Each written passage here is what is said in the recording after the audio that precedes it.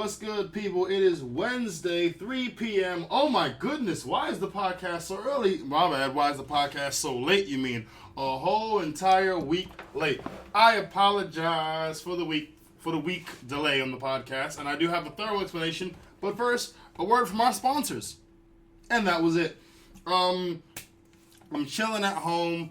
I would like to say finally, because your boy has been working. And I just, honest to God, was exhausted. Here, let me take you through the funsies of my last couple of weeks. So, as you guys know, it was Easter break, Easter holiday, the day that Jesus died and was reborn. The day that Jesus died and was resurrected. You know when he said was resurrected? That would sort of insinuate that someone helped the resurrection, wouldn't it? Or is it just me? Anyway. Day that Jesus died and then came back, after there was no sirens. I swear for the last 2.5 hours, there was no sirens. But I think they're just waiting in the bushes. So I was like, he's on the podcast. Go. Anyway, the day that Jesus died on the Good Friday. Why we call it a Good Friday, even though he died, I don't know. Because if you ask me, nothing's good about our Savior dying. Moving on. And came back on the Sunday after his, incubation phase. You know how caterpillars, how they go into a cocoon? Sort of what Jesus Christ did. He went in his cocoon and came back on the Sunday. And we commemorate the death and the resurrection of Jesus Christ by saying a bunny rabbit left chocolate eggs in the night. So Thursday, I went to go to the inverted commas pub with a few friends, right? And friends from work. And they were drinking and stuff. And I took off my work shirt because, my work shirt wasn't clean. So I take it off, right? And I'm in this pub. And the pub's doors are pretty much always open because, they're not revolving doors, but people are always entering and closing the pub. And they don't really have draft excluders or whatever you call it at the bottom of the doors. So there's a breeze. Now, check this. So the breeze is going. I've got a t-shirt on. It's rainy outside, windy outside, and I still got to ride home in the rain. All these fantastic elements made me get very sick. And I don't blame anybody but myself. It was dumb on my part. I need to start bringing a shirt or something with me when I start to, go after work so I can, stay warm. Common sense, right? I guess not, because I got sick. And when I say sick, oh my God, I couldn't get warm. I didn't have any appetite. I went to sleep wearing a woolly hat, some thermals, shorts, 2 pairs of socks, a vest, and 2 t-shirts. And I didn't sweat 1 ounce. Here, the funny thing though, the moment I took all that off, your boy started to sweat. It was so dumb. I was in bed on the Thursday, on the Friday, on the Saturday, Sunday, Monday, Tuesday. I was in bed sick as a dog. Couldn't do nothing. And I was only really annoyed at myself because I've never, ever, I don't ever want to be sick on my holiday. If I'm sick on my holiday, I'm doing something wrong. If you work so hard, or if you work to the point, or if you don't take care of yourself to the point where you are sick on the time that you're supposed to actually enjoy yourself, there's something wrong in that scenario. So then I go from being sick for 5 days straight to then go on work again for 3 days, then 2 days off, which I'm still getting better from being sick, then another 5 days of work straight. Ho! I just needed some actual relaxed time, and this is what these last couple days have been for me. Actual relaxed time. So what I've been doing, I've been chilling, I've been getting my mind together, I've been doing more focusing on just chilling, eating, relaxing, sleeping late. Oh my God, I've been sleeping so late and it felt good. Sleeping so late and it feels so good. Sleeping so late, don't you know it's understood that when the alarm goes off and you sleep past it, that it feels the greatest, don't you know, because you feel like a boss. Did that rhyme? No. Was it toneful? No. Did it sound like nails in a chalkboard being humped by a cat? Probably. But that's what you get for a free podcast. By the way, for those of you who are listening to this fantastic podcast, if you're listening to it on an iPhone or iTunes, do your boy a favor. Go to iTunes and rate this. Give me a star if you think I'm crappy. Give me 5 stars if you think I'm fantastic. If you give me 1 star, why you listen to this? You know what I mean? Go listen to something else. But give your boy some stars. Give me some ratings. Hell, even write a review. I appreciate it deep down from my heart. I do. What else? I need a new computer chair because I got this computer chair. This computer chair is awesome. Unfortunately, it leans as I lean. And I weigh a lot. So I lean back, it goes back. I lean back, it goes back. I'm pretty much at like almost a. I'm like in the shape of a W almost. Like the abdomen's going in such a slant. The chair is cool if you are like light in terms of weight, but this one just goes with me. There's no resistance at all. Why am I talking about a computer chair? Cause I'm feeling top. No, because this is actually what's going on with me. I've been chilling so much. This has been what has been going on with me.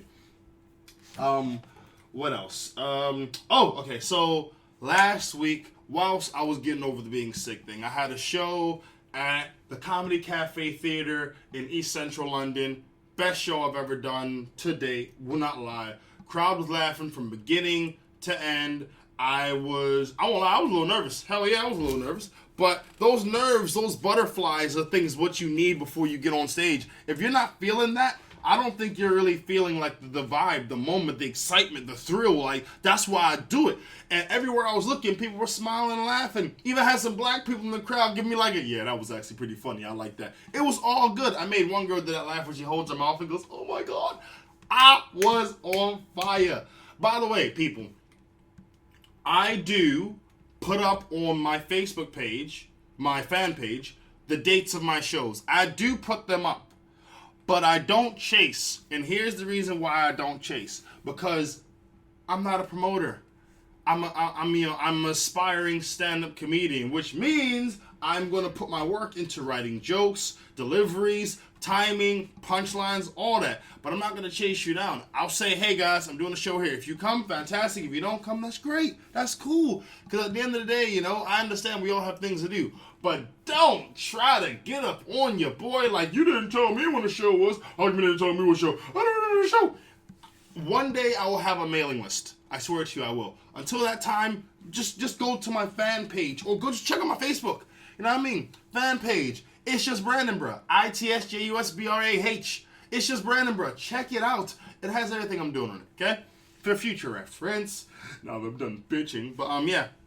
So I talked to the owner of the club who liked my set, and he invited me again to come back and do some more comedy. And to be honest, I just feel so freaking excited because this is what I want. I go out, I do shows, I mingle, I talk to people, I build up I build up a name for myself. People are like, oh, the American guy, yeah, he's funny as hell. Brandon Palmer, oh yeah, he's funny as hell. Oh, I like Brandon Palmer, he does this show.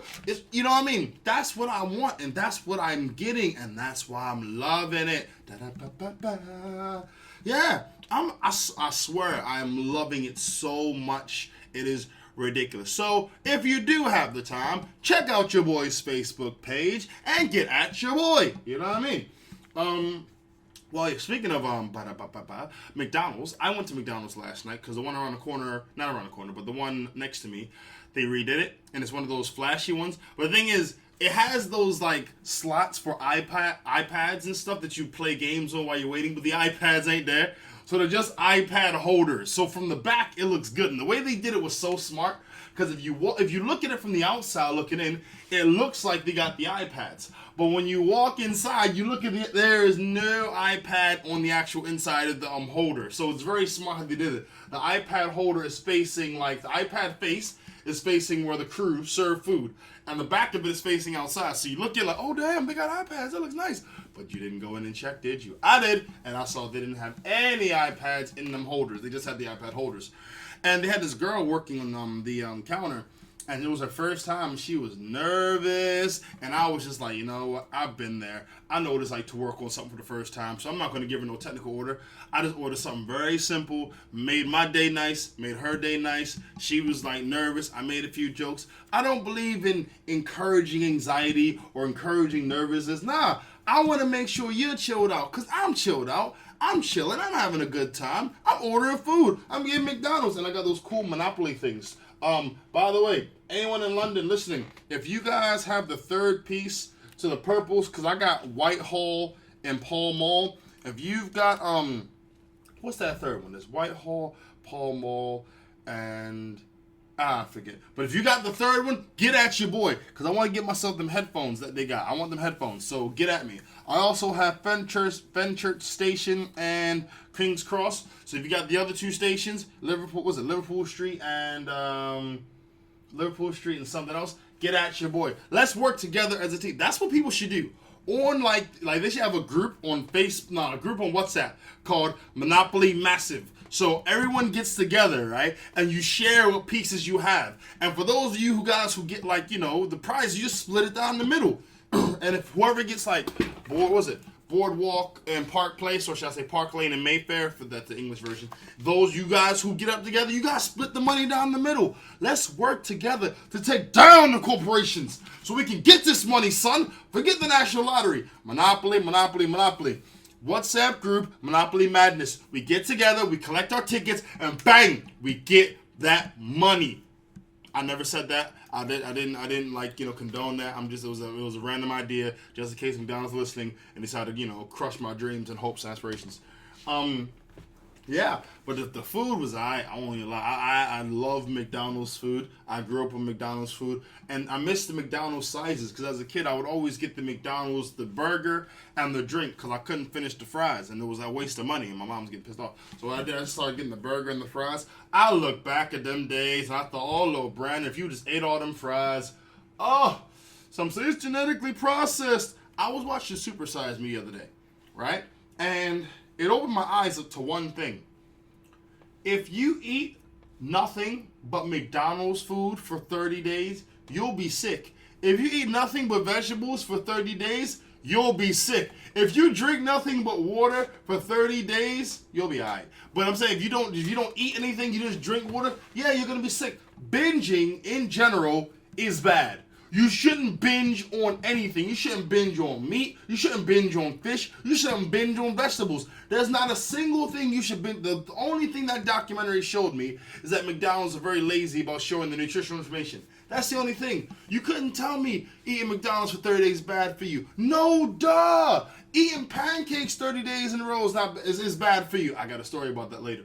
Eating KFC 30 days in a row is going to be bad for you. Eating Subway, anything that you eat for 30 days and it's the same base thing, your body's going to get sick after a while. Because your body needs variety. Your body needs sugar, needs salt, needs meat, needs sugar, needs pastas, needs carbohydrates. Your body needs all of that.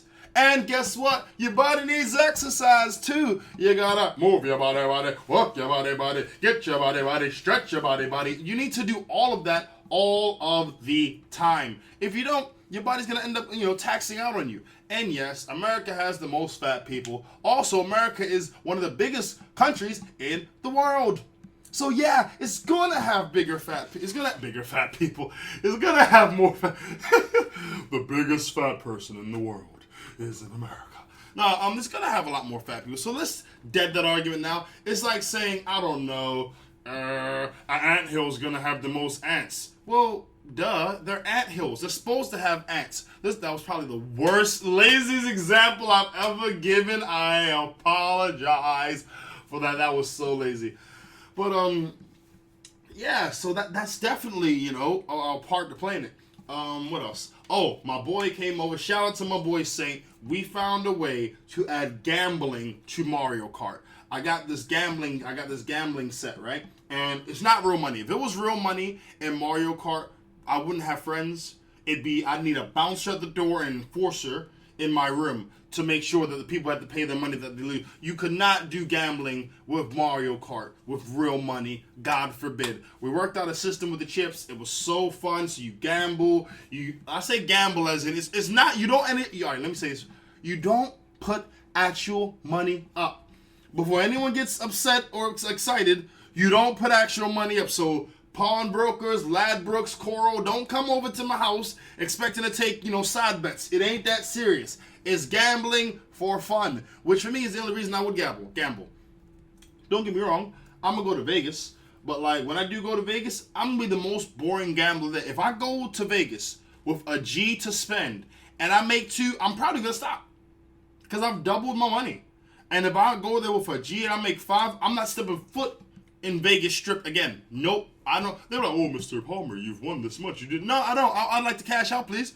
Well, actually, there's a high rolls table. Now let it cash out. Well, cash out. C, the A, the S, the H, the O, the U, the T. Right now, I want to cash out. Give me my money. I want to cash out. I'm not a hardcore gambler. I'm the most boring gambler in the world. I see a smart bet, I'll take it.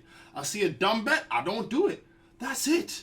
So, in this respect, it's actually a little bit funner because it makes it more interesting.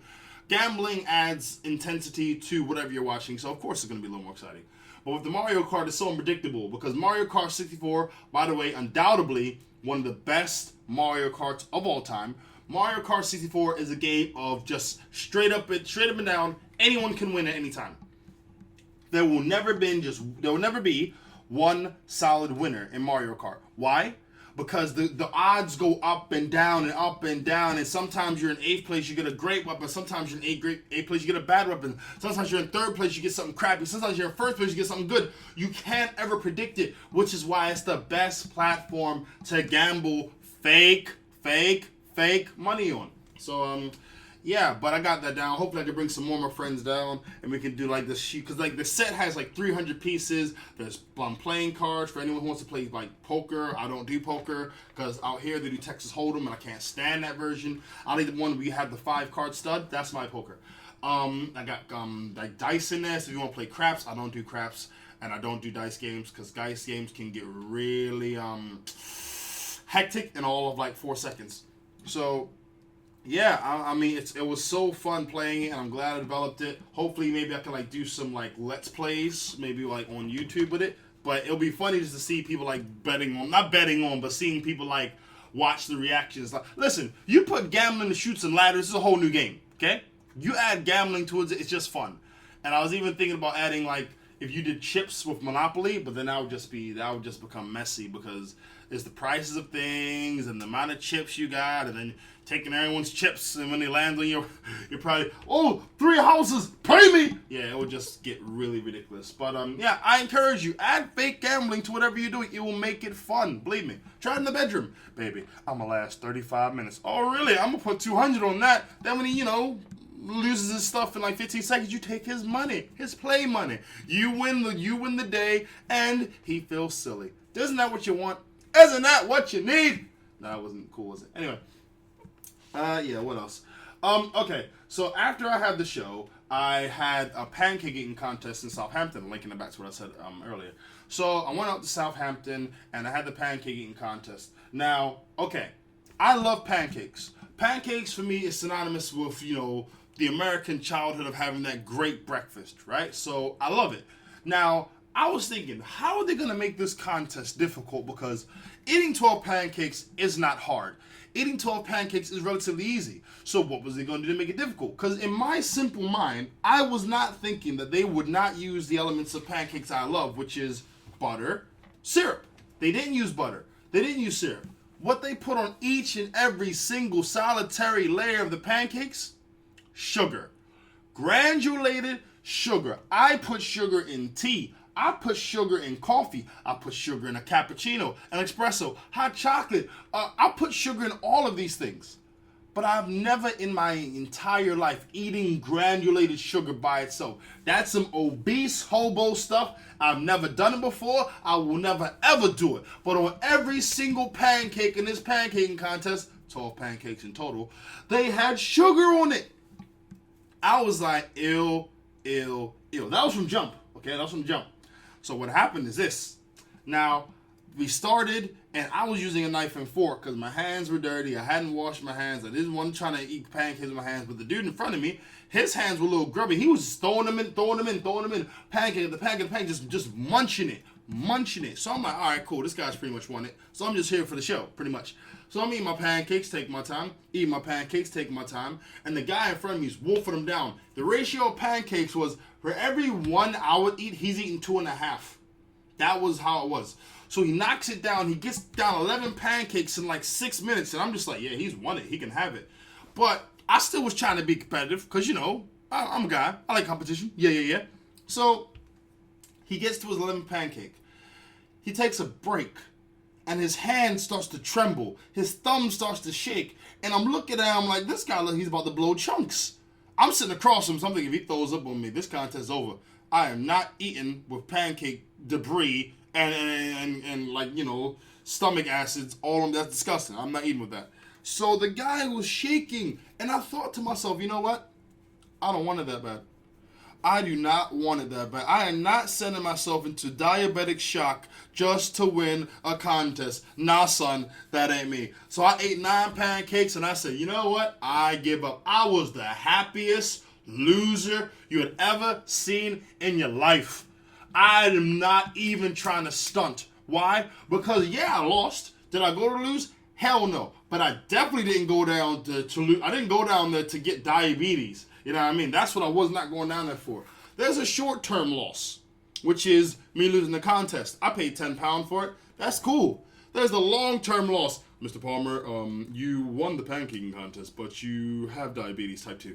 I don't want that. Like, but I won the pancaking contest, Doc. But I won the contest. And by the way, this wasn't the finals. This was the heat. This was the heat. Let me say this again. This was the heat. Meaning there was another round of pancake eating to go. I'm not about that life. After the contest was over, I wanted a salad. I wanted some water. I wanted something that I feel like vomiting now thinking about that contest. I wanted something to help dissipate all the sugar that I had ingested in my body. I've never eaten, even in chocolate bars, even in popcorn, sweet popcorn by the way, even in ice cream, I've never eaten that much sugar at one time. My body was like, what the hell is he doing? Is he still got more sugar coming through? And see, when I was in the toilet, I'm not going to go there. But as you can imagine, it was a very, very, very awkward affair. But, yeah, so that was the pancaking contest. I lost, and I feel so good about losing because at the end of the day, I lost the battle, but I'm sure I've won the war. Yeah. What else? I've been working on my cooking game. Why? Because, you know, I love cooking, I love food, and it's cheap. When I say cheap, it's in, like, all right, what does it cost? Like, let's say it costs $3.50 for some chicken, one pound for some bell peppers, and the spices are about 2-3 pounds. So you got $3.50, one that's $4.50, another 3 pounds is $7.50, right? If you go to order a pizza, that's 9 pounds at the jump. One, so you're already out. You know what I mean, money wise, and that's just for one meal. My chicken's lasting me for the whole week, baby. Why am I giving you guys like food advice? No, I love cooking. Cooking for me is very calming, very relaxing. As you guys know, as long as there's no one side seat cooking with me, I'm good. So I've been up in the cooking game. What else? This is funny. I was told I was offensive. Now let me give you guys a breakdown. Me, your boy, Brandon. You guys know me. I've been doing podcasts for over a year. I love to make people laugh. I love a good vibe, and the one thing I don't like is to make someone feel bad, like in a malicious way. I don't do that because it's a bad vibe to put out there. It's bad for it's just bad. You know, I don't like making people feel bad. I've never liked that. So I'm always trying to uplift and encourage, whatever. Now, on the other side, I like to make jokes, and creatively, that takes me to places where some people may not be comfortable. I understand that. That's fine. So I offended this person, let's say on Monday. They ain't tell me till like the next week, Tuesday. And I'm just, actually, that's not really accurate. Let's say I sent them on Thursday. They told me next week, Wednesday, right? So there was like a little bit weekend period. So I'm like, okay, so why didn't you tell me when it happened? The person said, oh, well, I didn't really think it was a big deal. That's a lie. That's a lie. Because if it wasn't a big deal, then the conversation wouldn't be had, right? But then they said I was being I was making off the corner comments towards them. I said, okay, cool. If I'm making off the corner comments towards you, what were those comments? So she could only mention one. And the comment that she was referencing was something that was very dismissible. And I'll tell you what it was. So she was like, oh, and yes, it was a lady. I know I can offend the ladies. I thought I saw something on her neck. There wasn't nothing there. It was just the sun. She has very, very good skin. Very good skin. So when the sun's shining on her skin, it's like, wow, that's awesome. So I thought I saw something. It wasn't that. So I said, okay, cool. Then It was like, oh, what are you looking at? And I was like, oh, nothing. I don't want to offend. Don't worry about it. Cool. Because I don't know how she would take it. I've seen females take pure compliments as offense. So I didn't want to say anything. I didn't know anything. And to be honest, I already got the vibe from her that something was off key anyway. So I'm like, you know what? I've seen this before. I know the minefield. So I'm not going to get into it. I'm going to stay away from it. Right? I'm trying to play it safe. Ladies, your boy tries to play it safe because I know how sensitive you can be. I don't like to offend you guys because there's always some deep-seated vendetta like I'm trying to destroy you. It ain't that deep. So that's what she mentioned. So I was like, okay, cool. Well, the reason why I said that it wasn't anything because it literally wasn't anything because I ain't seen nothing. That was it. So then she was saying how she actually mentioned the issue that really, really got to her. And I was like, okay, cool. Well, if I offended you, I apologize. I did not mean to. And then she was like, well, don't you want to know what it was? I said, well, not really, because you've already decided that I've offended you. So there's no other ways to look at it. If a person says, can I talk to you about what happened? They have an open thought process for the situation. That's something that you can work from. But if a person says, oh, you offended me. Game's over, son. You've offended them. There's nothing else to talk about. You've offended them. There's nothing else to talk about. The decision's been made. The judges gave the verdict. The game is done. So I'm a very simple-minded person. If I can joke with you, I can joke with you. If I can't, I can't. She was like, oh, well, don't you want to know how? So in future, I said, no, not really, because if I offend you, then clearly I offend you. That's it. I don't really have the time for the itty-bitty this and itty-bitty that and let me find out this and how to tweak that and this. Nah, son.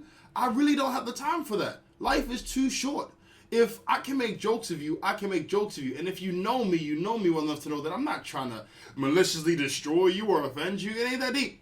It's never been that deep. But if that's how a person will take it, I respect that, and I will not make jokes towards that person again, which I'm not. This is a lesson to anyone who's listening. If you feel I offend you and you tell me I offend you, I am in no way, shape, or form making a joke of you again. Maybe that's me being immature. Sure, you could say that, but wouldn't it be a little more mature to have an open mind towards the comment that was made towards you in the first place? Burn! Burn! Burn! But yeah, so I took that, but for grain of salt, really. It's just like, at the end of the day, I'm not gonna be everyone's cup of tea. Hell, I'm not gonna be everyone's cup of water. I'm gonna be someone's cup of iodine, and I accept that. I just take it and move forward, really, because at the end of the day, it don't stop me, baby. All right. If you notice, guys, it is currently 27 minutes and 57 seconds. Am I gonna stop? All right. So, this is cool. I have been offered a music video cameo.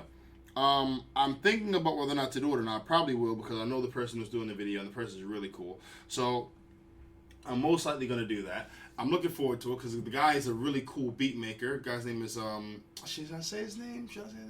I'll say his name at a later date. But the guy's a really cool beat maker. I've featured him before. Really cool dude. He always sends me beats and stuff that I do like a little bit of freestyle and stuff with, which I do plan to implement more in the future. But yeah, I definitely want to get involved. I like good projects by good people. I love that. I don't care what the project is. I do care what the project is. I do care because I have certain moral standings, to be fair. So I don't really want to go over those. Not go over, but I don't want to cross those. If the project's good and I agree with the project and I agree with the people that I sound so stushed now. If the project good and if the person cool and if I agree with everything and if the sun's shining to the east and if the grass is growing and if the sky is blue and if I got my clothes on that I like to wear and my hair all did, that sounds so stush, right? But no, I do generally like working with good people with good vibes because if that's sort of the prerequisite, if I have a meeting with you and the vibe is good, that's probably one of my biggest regrets. And I say regrets and I don't have many, but when it came to me doing my film editing, when I used to do editing and music videos and stuff for people, I really regret not listening to my gut. When a person had a really stank vibe or a stank mood, I really regret not listening to my gut that told me this person has a stank vibe or this person has a stank mood, because you can see it.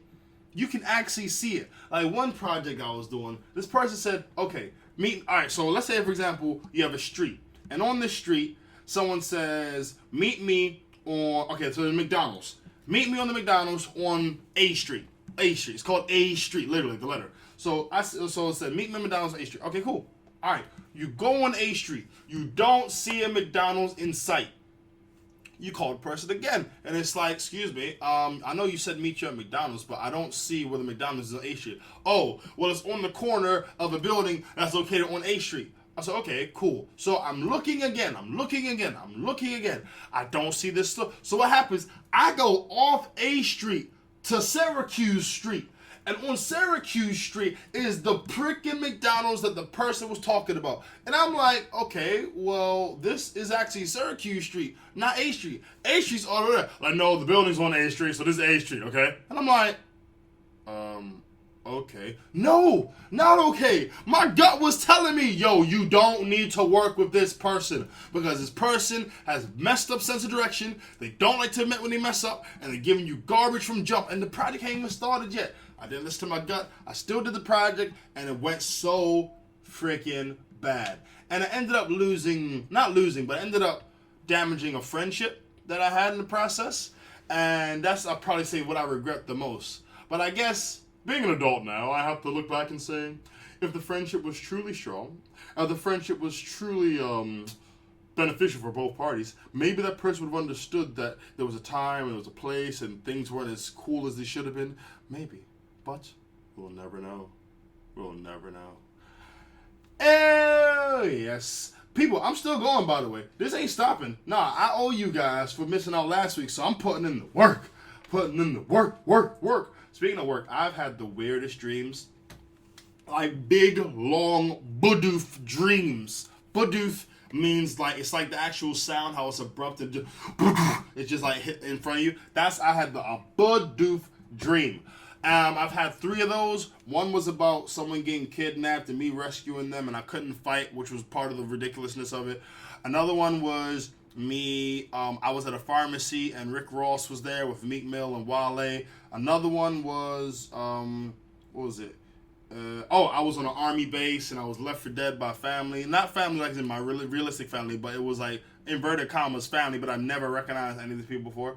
So I'm having long, drawn-out dreams, like a beginning, middle, end, and I just woke up like, damn, that was a really cool dream. I just attribute that to me sleeping better. Yeah.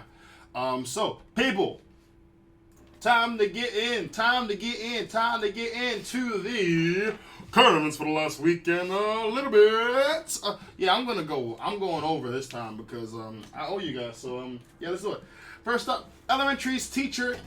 Oh my lord! I bought that stupid PlayStation iToy garbage. It just fell. I'm leaving it anyway.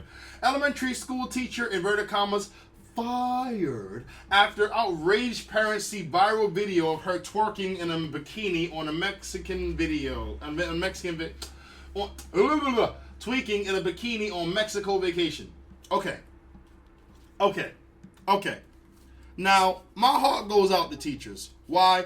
Because it's so hard for teachers to outlive that role. It's like once you're a teacher, you're always a teacher, which is garbage. Like she's in Mexico. How far does she gotta be to escape the title of teacher? And I mean, I'm sure it can be argued. Well, if you're a teacher, you know, you study to be a teacher, you're gonna be a teacher always.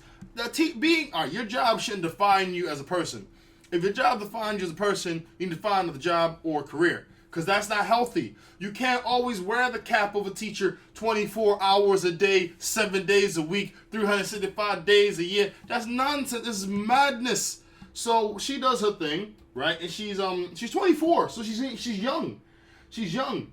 So she says she's being forced to quit her job after footage of her emerged at a dance competition. She was doing a thing on break. Easter break. Can't teachers get a break? You know what I mean? But no, because parents got outraged. Why? Because you realize that, you know, Miss So-and-so, like the shake a booty. How did your child get there? Your child got that through intercourse. You know? That's like saying, if your child found out some proof or some type. No, that's it. The child is proof that they've gotten it on. So by right, that child should have people outraged at the fact that you're having sex. When does it stop? When does it stop? I mean, if she was doing something at school, during school hours, I'd understand. But she was in another freaking country, another city, over 400 miles away. And because it went viral, now she's in trouble. That's garbage to me, man. I don't agree with that at all. And parents, you're getting offended. Why? Ask yourself, why are you getting offended? Because she was on a video dancing. She wasn't dancing on a kid. She wasn't dancing near kids. She was around a group of adults. You know what I mean? She said they didn't give me any other option to resign. I felt like I was being attacked and put under pressure. I didn't know what else to do apart from leave as quickly as I could. Well, yeah.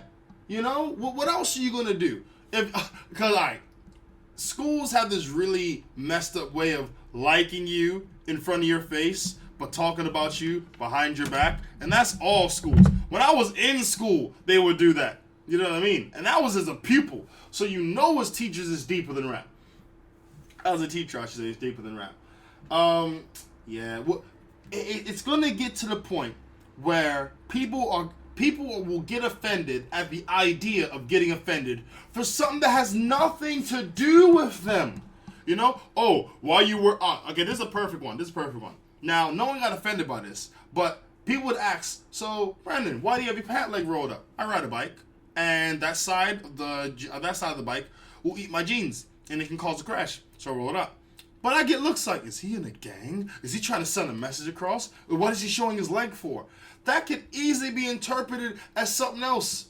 I don't like the society we live in today, where you can just take one thing and blow it up into these huge, unrealistic proportions. She was dancing. She was twerking. Yeah, the same twerking that Miley Cyrus does on TV for the nation to see is the same. And actually, that's actually not even true. Miley Cyrus went completely to the left with her stuff. She went completely ham. Whereas this teacher she kept it really trill. For the dances she was doing, it could have been a lot worse. But it's sort of saying like teachers can't have like a life, or the life they have has to be toned down. Like they have to sort of sacrifice certain things about their life and personality and hobbies and interests when they become a teacher, which I personally think is really stupid. Yeah, get at your boy IJBPC. Hit me up on the Twitter. Do you think that a teacher dancing or a teacher twerk? Do you feel a teacher's job should dictate their life? Honestly, put this out there. Let's see, what else? Next up, state troopers surprise a boy that's 10 years old for his birthday after none of his 21 classmates show up at his party. That is so gangster. I would have made friends with them officers. I would have my friends didn't show. Really? What are the names? Oh, it was this guy and that guy and that guy and that guy. Because the moment their parents started to slip up and they talked about it in class, I was like, hey, officer, check this out. I heard through the grapevine, right, that Timmy's pops got a stash full of weed in his basement. I'm just saying, you may want to check it out. Boop. And then, next thing you know, Timmy's in school crying next day. Daddy got arrested because he was selling plants in the basement. Sitting there, yeah, don't come to my birthday party again. Or you can be listening to little Jessica conversation. No, well, mommy and daddy keep arguing late at night, and I just think that something bad's gonna happen. Yo, officer, check this out, right? You know little Jess? Yeah. And the one in my class that didn't come to my birthday party. Yeah, her people's been going at it. And she thinks that the pops may be swinging on the moms. Maybe I'll take a listen for it. Here's the address. Blah, blah. I would have been, you don't come to my birthday party at 10 years old. I am allowed to be spiteful. I am allowed to be a snitch. And it's going down. The mother posted frantic messages on Facebook. And it was the police officers who responded. I'm curious about that myself. On Facebook, how would these cops just know that this kid has, a birthday and then no one's gonna show? How would they know this? And those 21 kids are douches. No. There's obviously circumstances. Obviously, there's things wrong, but it can't be too wrong if the police show up. I'm just saying, it's not like the parents are doing anything illegal because they would have found out, all them police at the house. You know what I mean? And you know, this kid is predisposed now to want to join the police. Why? Because they came to his birthday at 10 years old. That's gangster. How many people can say, yo, I had the cops at my house for a party? Correction. How many people want to say that? I know in the wrong place at the wrong time, if you're the wrong color, if you be like, yo, you know what I did for my birthday? What, y'all had the cops over my house, son. It was gang. Where you guys going? What, y'all want to hang no more? Oh, man. Oh, this story has been one of my favorite stories of the last couple months. Bullseye! A very eye-watering moment when a matador is gored in the buttocks by a raging bull. But incredibly, he waddles away virtually unhurt. Okay. Alright. If you were to point from your fingers to your elbow, bring your elbow just up to like the middle of your foot, not middle, but like let's say like maybe 3 inches up from the elbow. That's how much hoof was in this dude's buttocks. Now here's the funny thing. Okay. Yeah, you can say there's nothing funny about a man being gored in the buttocks by a bull. You can say that. And to my reply would be, this ain't the podcast for you, baby. You need to go somewhere else. This is it's in the crack of this guy's booty hole.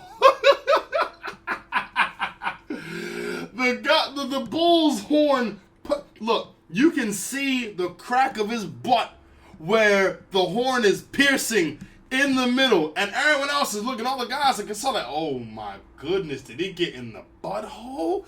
He got in the butthole. That bull made a stand that day. And notice how it said incredibly, he waddles away unhurt. Virtually. Yeah, physically he may have been unhurt, but as a man, he's scarred for life. What, yo, like, imagine when the doctor gives him his prostate exam, he's like, and I'm just going, oh my goodness. This is a huge hole you have back here. Like, his butthole is so big, he don't even do it. It just plops out. It just blah, blah, blah, blah.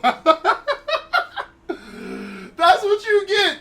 What, matadors are the dumbest people in the world next to those dudes who like to pet sharks and those guys who like to, I don't know, recreate dinosaurs. Dumb. You have a bull in a cage that you release and you hold up the color that angers him the most and you feel sorry for them when they get hurt? No. I'm like, good. Get him, bull. Get him. I'll bet my gambling chips. I'll throw 200 on the bull. Bang. Gore him. Why? Because that is cruelty to the animal. Alright, so let's flip the script for a second for those of you who want to get all upset. Let's say, for example, you had a human being in a cage, right? And you let this human being out, and you held up the color green, which just so happened to be the color of the baseball bat you smacked him in the head with every 4 hours. Are you telling me I'm supposed to feel sorry for you who's been pissing this human being off with green, and then you show him green to try to go, ole, not today. He tried to say, ole. The bull was like, okay. And it was like, ah. And then he was like, bootay. Bootay, away. The guy got analyzed by a bull's horn. And I find it freaking hilarious. The guy was 19. His life is going to be completely in the wrong direction. Oh, man. The bull weighed 1,176 pounds. I don't know how much that is in stone, but that is a lot. It says right here, impaled him right between the cheeks. Why are we acting like he avoided the butthole? And the thing is, you see a little bit of blood, just a little bit of blood, dripping from the butthole. Oh, but I can't. I don't feel sorry for this guy. He got dead in the butthole by a bull. Oh my goodness. It tickles me deep down. Next up, a generation of Japanese recluses. In 2010, it was estimated, and this is 2016, by the way. In 2010, it was estimated there were 700,000 hikikomori in Japan. The figure could be a lot higher. Well, duh. I mean, it's gonna be higher because it was 2010, and anyway. Hikikomori is the Japanese phenomenon where individuals withdraw from the world and live most, if not all, of their life completely indoors. I don't know why they're being indirect about this. Just say teens that play video games, because that's who you're talking about.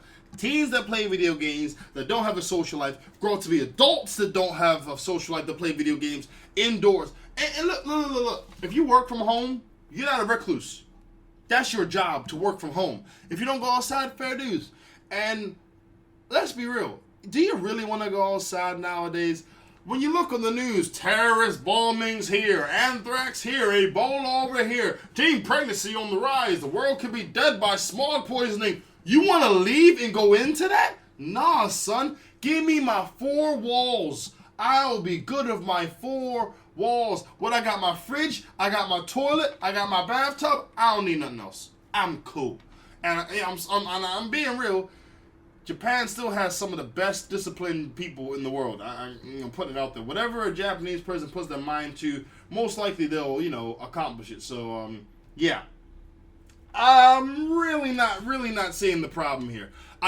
As a kid, before I had responsibilities and stuff, I would play video games all the time until my homie was like, Brandon, yo, you gotta come outside, dog. There's people outside. There's sun. We could go ride our bikes. I'm trying to beat the 3rd level of Ocarina of Time. I'm not worried about people and bikes. That's my downtime. My philosophy is this. When it comes to relaxing should be done with the most minimal effort, and it should be pleasing to the senses. If you're trying to propose to me the concept of relaxing, but it involves like 4 activities, I'm done. Relaxing for me shouldn't even involve getting up. This is the inner fat man in me talking. If I have to go up a mountain or ride down 3 or 4 treacherous slopes or climb up that's not relaxing to me. No. Relaxing to me is a simple activity with minimal movement that requires not that much concentration. Hence, relaxation. Not lots of movement and activities and the dedication and focus and drive. Nah, son. That ain't relaxing to me at all. Next up, surgery. Surgery. The rules will stop with surgery. Alright, I missed the freaking headline of this, so bear with me. Alright, they're talking about having breaks for like a cooling off period for people that have surgery. Now, I have a lot of sympathy and I have sympathy, but I also have a lot of confusion for people that want to just dive into the world of surgery. Like, if you want your body to look a certain type of way, surgery is like the last. I think surgery should be done for people that like need it in like a medical sense. If you had an accident or something that chopped off the side of your face or whatever, if there was that, or I don't think cosmetic surgery really should be allowed, because I think it sort of dilutes a person's want or their dedication to accept themselves, I was having this conversation with a friend of mine, and we're talking about the whole transgender thing, and it's like, to encourage transgender surgery is to encourage people not to really like themselves for who they are, but like themselves for who they could be via surgery. And it's just like, when does it stop? When do you start to look in the mirror and take responsibility? Take responsibility is like the biggest sin or taboo in today's day and age. No one wants to take responsibility. Everybody wants to blame other things. And it's okay because we have these things that make it possible, like surgery. You don't gotta like who you are. Hell, you feel like a woman? Go chop all your penis and get a vagina installed. You can do that. Oh, what? You don't like being a woman? Oh, sew up your vagina and insert a penis, and there you go. You're feeling great about yourself. Nah. Look at yourself, accept yourself, and work on those things that are messed up. Because it's going to get to a point where people are just changing every little thing on a whim. What? I don't like this about my hand. I'm going to go do some surgery, change it. I don't like this about my knee. I'm going to do some surgery, change it. And it's just going to roll over to this huge, nasty thing of just everyone changing everything about themselves. And the people who have no surgery are going to be the weirdos. Like, oh my God, Brandon doesn't have any surgery. He's a freak.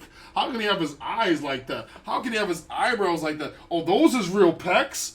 Listen, I want to die way before that world comes to the realization, which is slowly happening. Oh, speaking of that, okay. Check this out. Another thing about acceptance. Now, I read this article, and in no way, shape, or form am I advocating, nor do I agree with this article. And this was actually printed. This is what bugs me.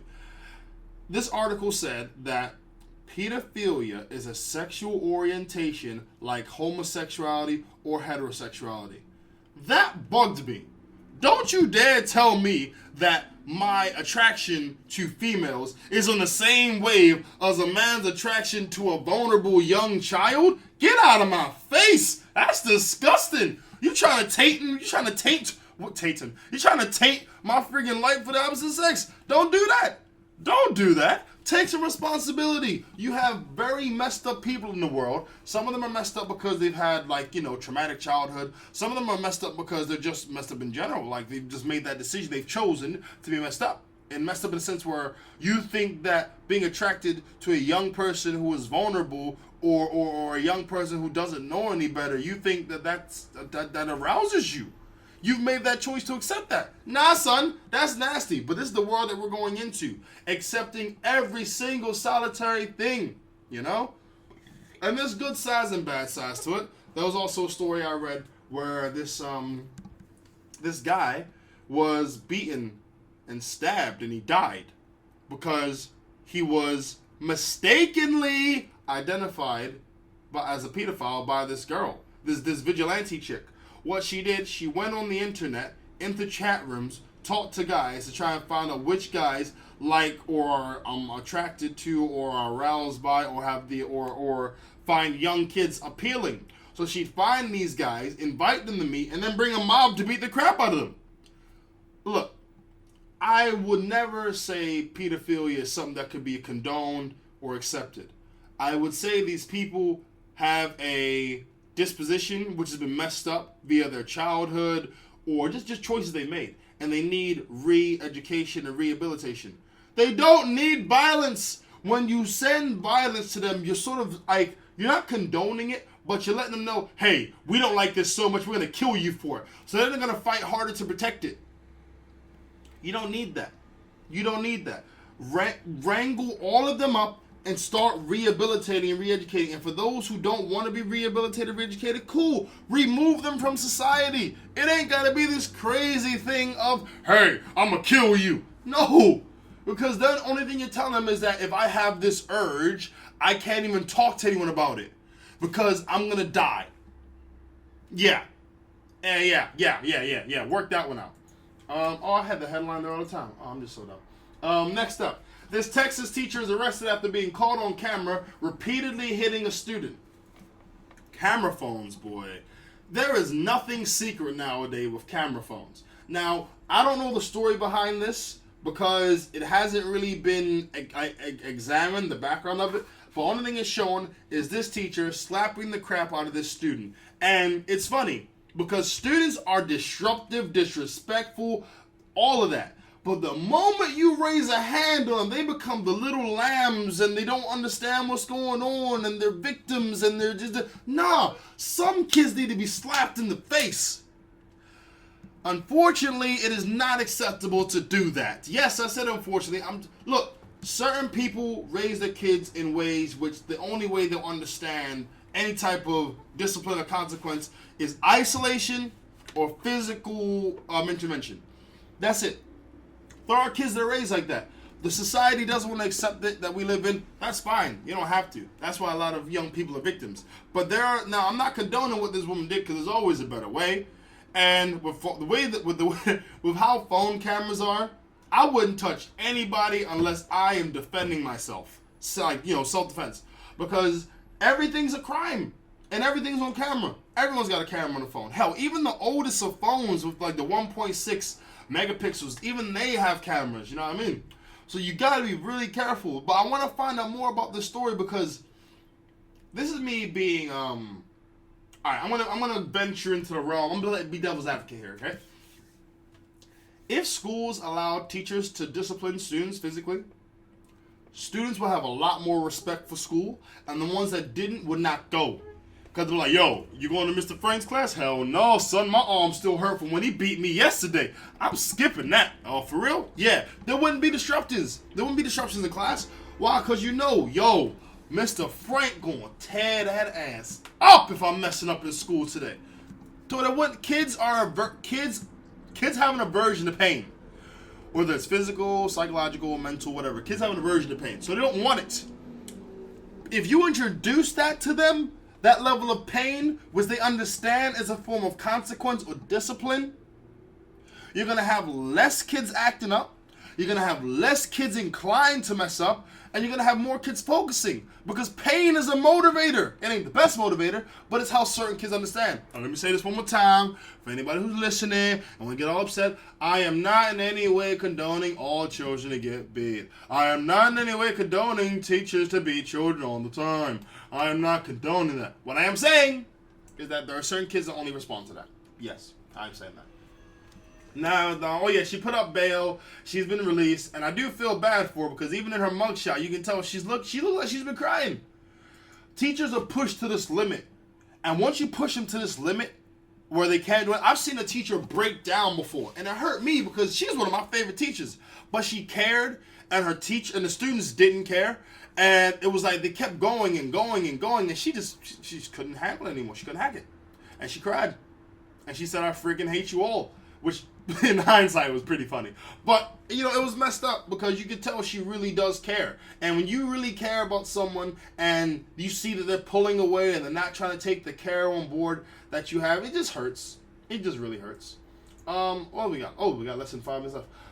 Okay, last one I'll read. Who cares about the Loch Ness Monster apparently in the River Thames? Who cares? Really? If it's in there, drag it out. If it ain't in there, then there you go. It's like, we have so many world problems, it bugs me that people actually think this is like news. If there was really, really something that mystical in a freaking lake, do you think the government or the military wouldn't have already snatched it up, experimented on it, prod and poked it to find out what made it so special? We live in a very messed up world where people will put billions into space programs, but let children in another country starve. Okay, the humanity as we know it is pretty much screwed. But I'm gonna end this on a pretty positive note. All right, I'm at a point in my life where I want to share this. I'm realizing day by day that we as people really have a lot of power that we try to not take responsibility of, because the concept of taking responsibility for that power opens up the door to failure, and the door to failure has such a connotation to people where it's just like, oh, I failed, I'm nothing in life, I deserve to die. We have limits that are there not to restrict us, but promote us to challenge ourselves, you know? Hell, I'm at a wall right now. I did a great show last time, but I'm only going to be as great as my next freaking show. So I'm putting in work towards my next show. Why? Because I want to kill at my next show. I want my next show to be amazing. But in order to do that, I need to push and push and push. And that means I need to get discomfort. I need to get annoyance. I need to get all those things that don't feel like it's helping me. And I need to re-identify that with progression. This is what it means to reach the wall. Now, once you reach that wall, then you've got to knock at it. Knock at that wall, because that is your target. You gotta break that wall. You gotta push forward with that wall. I feel like I'm a motivational speaker, but I want to share this with you guys because I swear to you, that wall, once you break that wall, you'll feel so good. But there's no time to rest on your laurels. Why? Because there's another freaking wall right in front of you. Those walls are there to encourage growth. That's why you break them down. You don't look at the wall and think, oh, there's another wall. I'm cool. I'm staying behind there. No, push forward. I encourage everyone around me, everyone who I respect, I should say, I encourage. Because I think I'm awesome. And I think anyone that I respect is awesome. So I'm not going to let anyone think less of that than himself. because that's my encouragement to them, to tell them you need to break that wall that's in front of you. Whether that's a wall in regards to your current job, if you're not happy, you need to find a career. If it's a thing where you got a project coming up, you can just tackle it and do it. There are times where you just need to grab the bull by the horns so it don't shove the horns up your booty hole. Now, there are times where you just need to just bang, bang, bang, drill into that wall. And I don't mean hit your head against the wall again and again, hoping that it's going to break. No. What I'm saying is get stronger, get faster, get smarter, become more tactical. Get your life, grab it in your hands, and just freaking drill that wall, drill it, make it better, be more productive, tighten up those corners that you see that can be better. You know what I mean? And in that way, you will start to knock down so many what used to be restricting walls in your life, and you're gonna find the skies are a lot bluer. You're gonna find the sugar on the pancakes tastes a lot better. You're gonna find that the juice that's from those strawberries is actually a lot sweeter. And each and every single day, you're gonna wake up thinking, damn, let's get this popping. People, I love talking to you guys because it's been so long since I've done an hour for you. Get at your boy at IJBPC@outlook.com for any questions, comments, anything like that. I still do give advice. I just try to do it more behind the scenes. Also, if you want me to read the podcast, I'll do that. If you want me to put your business out there, sure. Also on Twitter, add. I'm so old when I say add. Follow your boy at IJBPC on Twitter. Hashtag IJBPC for anything that you want to, link on the hashtag. And also get at your boy on Instagram, which is also IJBPC. It has been a blast giving you guys another hour. Hope you guys have a fantastic week. I'll see you guys next week, Wednesday, for your regularly